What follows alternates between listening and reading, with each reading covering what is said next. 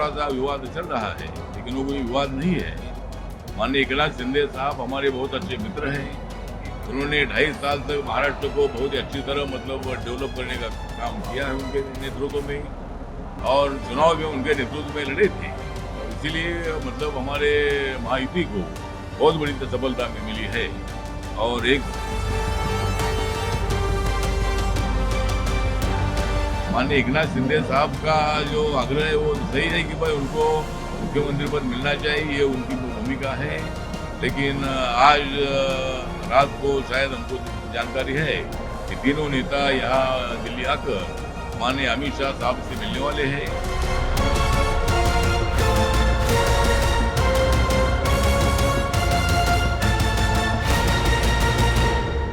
महाराष्ट्र सदन में Republican party of India की नेशनल कमेटी की मीटिंग हुई और यहाँ 30 राज्यों के अध्यक्ष और रिप्रेजेंटेटिव मौजूद थे। और इस मीटिंग में रिपब्लिकन पार्टी ऑफ इंडिया पूरे देश भर में बढ़ाने के लिए उसका पूरा जायजा लिया। और रिपब्लिकन पार्टी का यूनिट हर राज्य में है और उसको बढ़ाने के लिए और सभी जाति धर्मों के लोगों को साथ में लाने के लिए हम सभी लोगों ने, राज्यों ने कोशिश करना चाहिए। ऐसा एक रेजोल्यूशन पास किया गया है। दूसरा रेजोल्यूशन महाराष्ट्र में जो चुनाव हुए हैं और राहुल गांधी और बाकी के कांग्रेस और उद्धव ठाकरे की शिवसेना, शरद पवार साहब की राष्ट्रवादी, इन्होंने नैरेटिव प्रचार करके लोगों को गुमराह करने का काम किया था। लेकिन इस वक्त लोगों ने उनके तरफ ध्यान नहीं दिया। राहुल गांधी जी खाली संविधान दिखाते रहे और लोग हमको वोट देते रहे। तो इस वक्त उनका नैरेटिव बिल्कुल नहीं चला है।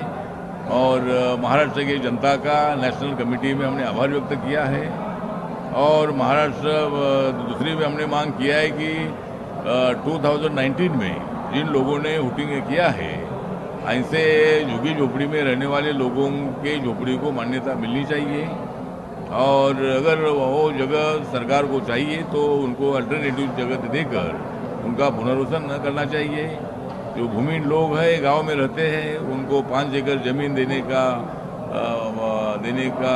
काम भी राज्य सरकारों ने करना चाहिए। ऐसा भी रेजोल्यूशन पास किया है। और बेरोजगारों को रोजगार ज़्यादा बढ़ाने के लिए, देने के लिए इंडस्ट्रियल डेवलपमेंट की आवश्यकता है, वो भी करना चाहिए। ये भी ठहराव हमने सम्मिलित किए हैं। और उसके साथ साथ महाराष्ट्र का जो थोड़ा सा विवाद चल रहा है, लेकिन वो कोई विवाद नहीं है। माननीय एकनाथ शिंदे साहब हमारे बहुत अच्छे मित्र हैं। उन्होंने 2.5 साल तक महाराष्ट्र को बहुत ही अच्छी तरह डेवलप करने का काम किया है उनके नेतृत्व में, और चुनाव भी उनके नेतृत्व में लड़े थे। और इसीलिए हमारे महायुति को बहुत बड़ी सफलता मिली है। और 132 सीट बीजेपी को मिली है, उसमें से 7 सीट दूसरी बीजेपी के साथ आए हैं। और बीजेपी के पास अभी 139 सीटें हैं और एकनाथ शिंदे साहब के पास 57 सीटें हैं। और अजीत दादा पवार जो एनसीपी के हैं, उनके पास 41 सीटें हैं।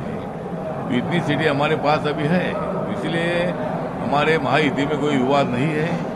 माननीय एकनाथ शिंदे साहब का जो आग्रह है वो सही है कि भाई उनको मुख्यमंत्री पद मिलना चाहिए, ये उनकी भूमिका है।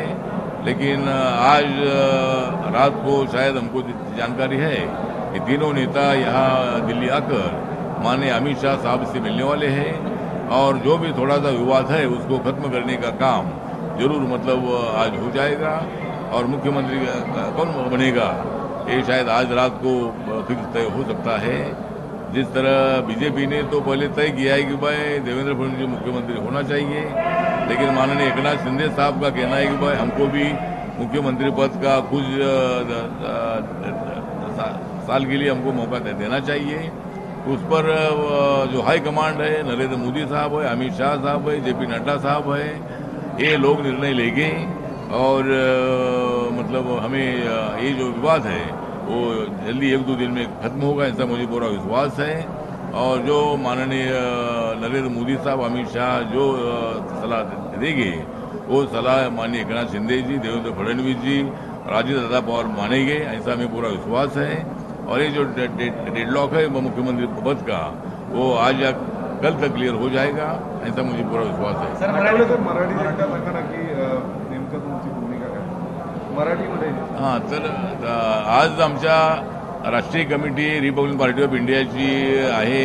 त्या राष्ट्रीय कमिटी आणि जे स्टेटचे अध्यक्ष आहेत त्यांची मिटिंग आज इथं महाराष्ट्र सदनमध्ये झाली आणि त्याला 30 राज्याचे अध्यक्ष आणि राष्ट्रीय कमिटीचे पदाधिकारी उपस्थित होते. त्या मिटिंगमध्ये महाराष्ट्रामध्ये जी आम्हाला सफलता मिळालेली आहे त्याबद्दल महाराष्ट्रातल्या जनतेचं आमच्या नॅशनल कमिटीने हार्दिक आभार व्यक्त केलेले आहे आणि रिपब्लिकन पार्टीला एक मंत्रिपद आणि एक MLC पद मिळावं अशा पद्धतीची मागणी आजच्या बैठकीमध्ये करण्यात आलेली आहे. आणि एकतर आमच्या नॅशनल कमिटीमध्ये 2-3 मागण्या आम्ही केलेल्या आहे.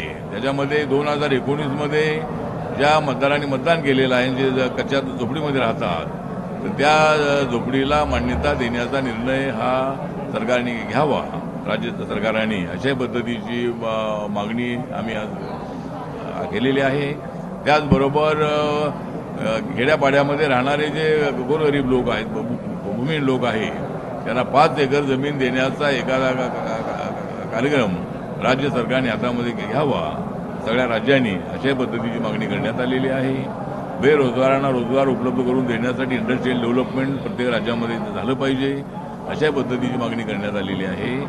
आणि महाराष्ट्रामधला जो थोडासा वाद झालेला आहे तो लवकरात लवकर मिटेल अशी माहिती आहे की आज माननीय एकनाथ शिंदेजी, माननीय देवेंद्र फडणवीस यांनी अजितदादा पवारजी हे आज माननीय अमित शहा साहेबांना भेटण्यासाठी येणार आहेत.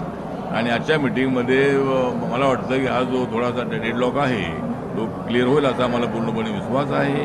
माननीय एकनाथ शिंदे यांची मागणी रास्त आहे की त्यांना वाटतं की आपल्या नेतृत्वाखाली आपण इलेक्शन लढलेलो होतो त्यामुळं पुन्हा एकदा आपल्याला मुख्यमंत्री करावं ही त्यांची मागणी आहे. आणि महाराष्ट्राच्या भल्यासाठी, महाराष्ट्राला विकास दिशेने घेऊन जाण्यासाठी मला पुन्हा एकदा संधी द्या असं त्यांचं मत आहे. परंतु BJPला ज्या जागा मिळालेल्या असल्यामुळं BJPकडे आता जवळजवळ 139 जागा आहे. त्यामुळं BJPचाही आग्रह आहे की देवेंद्र फडणवीस यांना बनवलं पाहिजे. तर या संबंधातला आणि अजितदादा पवार यांनी तर क्लिअर केलेलं आहे की मी मुख्यमंत्री पदाच्या शर्यतीत नाही. त्यामुळं आज मला वाटतं की माननीय अमित शहा साहेबांसोबत JP नड्डा साहेबांसोबत जी चर्चा होईल त्याच्यामध्ये या संबंधामधला मार्ग निघेल आणि महाराष्ट्राचा मुख्यमंत्री कोण असेल याचा निर्णय आज किंवा उद्यापर्यंत होईल असा मला पूर्णपणे विश्वास आहे. तुम्हाला केंद्रीय नेत्यांची भेट घेतली आहे का? त्यांना तुम्ही काही सांगितलंय का महाराष्ट्राच्या मुख्यमंत्री पदाबाबत? नाही, मी तसे आम्ही तर शाह साहेबांना आणि JP नड्डाजींना वेळ मागितलेली आहे. म्हणजे आम्हाला आज तर काही भेटता आलं नाही म्हणजे मिटिंग असल्यामुळं.